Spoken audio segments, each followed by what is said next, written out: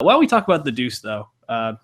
Curb is a known quantity. Rick and Morty is a known quantity. The Deuce, all we know is it's coming from David Simon, that James Franco and Maggie Gyllenhaal are in it. After that, it's a lot of we're not really sure. So, Dave, I mean, I know we've each seen 3 episodes. We did not see the newest one last night, but what's your take on this show so far? Yeah, I think it's really strong. I mean, as you said, David Simon and his frequent collaborator George Pelecanos. They're always known for their great writing and just strong show writing in general, and it really shines because the Deuce really takes you back to 1971 Times Square in New York City. And as you watch the show, you know, it's only a mini series, it's only 8 episodes, but we've seen 3 of the 8 so far, and it really shows you and teaches you how that ecosystem of prostitution worked back then, and as the porn industry rose out of that. And it's just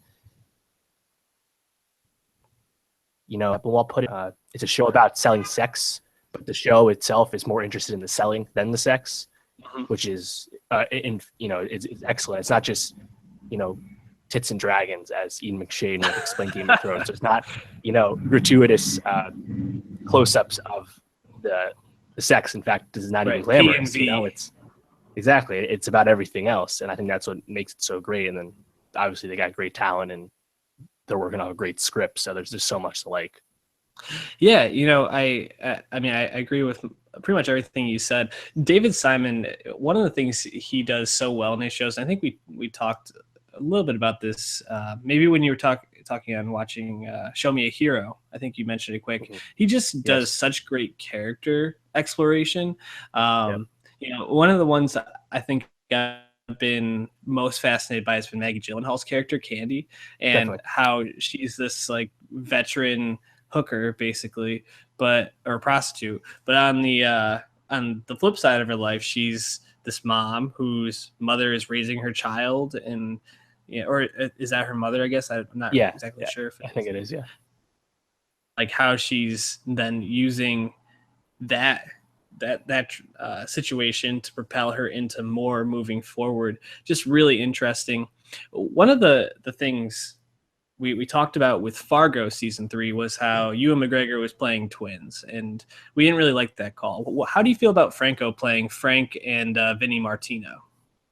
Yeah, I think, it's interesting because the Ewan McGregor characters in Fargo season 3 definitely felt distinct. They had physical differences that are very noticeable, but they also felt different. But I don't know, it seemed a little more gimmicky there. But I think it's working in the Deuce. You know, it's kind of fleshing out both guys, but it's really focusing on I forget their names, but the more straight James Franco, Frankie, the guy who's running the bar. So I think it's working so far, but jury's still out.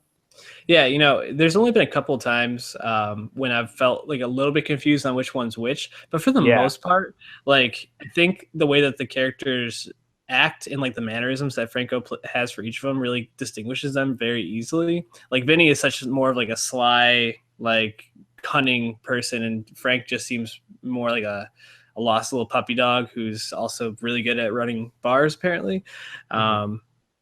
You know, I think in the end, they're probably going to be the most tragic tale from this is the way it's kind of shaping up, where they're going to be like the people who are fronting this, and they're probably going to take the biggest fall. Well, you got the mob involved, you got other factions involved. So yeah, it's kind of setting up for some conflict. The police is already being established. So yeah, I agree.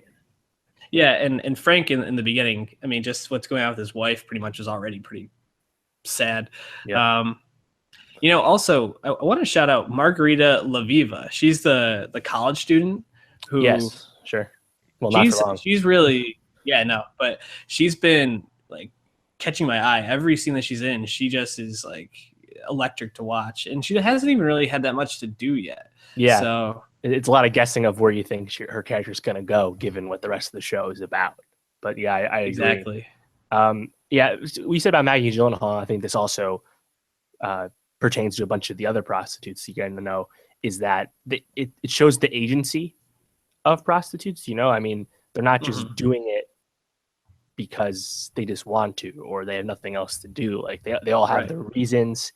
And as they start learning about porn and like they start talking about like residuals and royalties basically. And you know, it's like, they're not like dumb people, and I really like that. And even the relationship with their pimps, Cece in Yeah. particular is being really built up.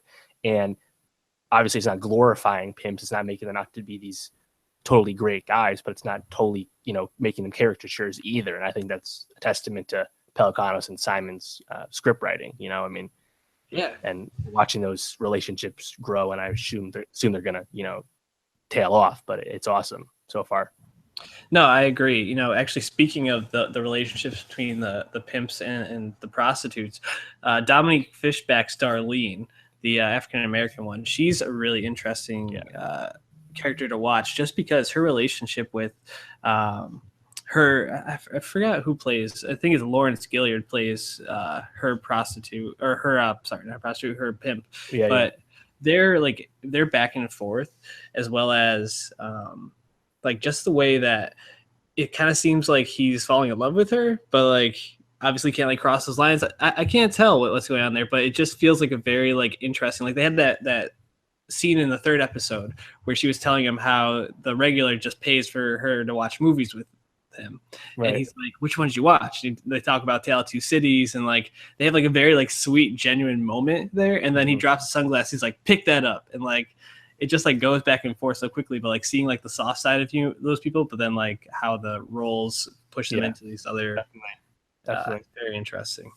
Shout out Method Man as yeah, he's there's a scene where like the cops are like, everybody's going tonight. He's like, oh, and just like has that like perfect Method Man face. So, like, yes, he's great.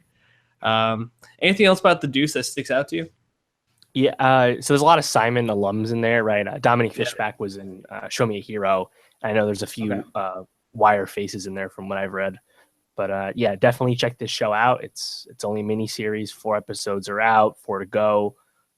If you like great writing, you like good acting, you like being transported to a world, yeah, there's a lot to like here. There's very little not to like, I think. So please check it out.